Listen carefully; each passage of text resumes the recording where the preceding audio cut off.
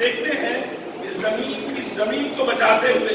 مسلمانوں کی تاریخ ایک ماں کے تحفظ کے اور پہرے کی صورت میں دیتی ہے، تو وہاں ایک مسیحی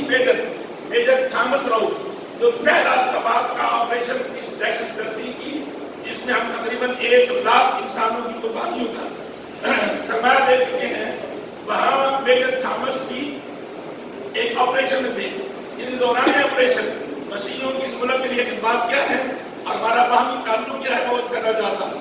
میجر تھامس کو اس کے CEO نے کہا کہ آپ کی دادی انتقال کر گئی ہے، آپ جائیں اس کی سروسز میں شامل ہو۔ انہوں نے کہا سر میں پاکستان کو بچانے کے اس مشن پر ہوں، میرے جانے سے دادی واپس نہیں آئے گی، مگر یہ میرا مشن اصولہ رہے گا۔ میں زندہ رہا جا کر اپنی دادی کی سروسز میں اس کی قبر پہ ہاتھ نہیں دوں گا۔ میں آخری بات میں کہنا چاہوں گا کہ دادا صاحب کی شکایت ہیں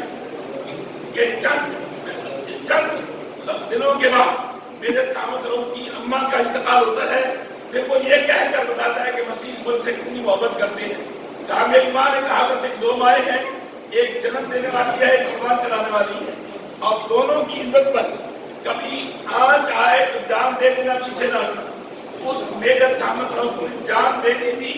ماں اور دادی کا جنازہ بھی قربان کر دیا تھا۔ وہ کہنا میں یہ چاہتا ہوں کہ اس مٹی کے ساتھ مسیحیوں کو بھی اتنا ہی پیار ہے جتنا کہ کسی مسلمان کو ہے۔ اس ملک کے اندر رہنے والے مسیح یہ کرایہ دار نہیں ہے، اس ملک کے کرایہ دار نہیں، یہ حقدار ہے۔ اس ملک میں رہنے والے مسیح اس ملک کے مہمان نہیں ہیں، اس ملک کے مالک ہیں اور میزبان ہیں۔ اور آئے دن جو واقعات رونما ہو رہے ہیں، میں سمجھتا ہوں تھوڑا سا پاسٹر جنید صاحب اس جملے کو توسیع دیں تو اب تک 17 سے 1800 کیس ہوئے ہیں، اور ان 1700-1800 کیسوں میں سب سے زیادہ کیس 295 سی کتاب مسلمانوں کے آپس میں ایک دوسرے کے خلاف ہیں،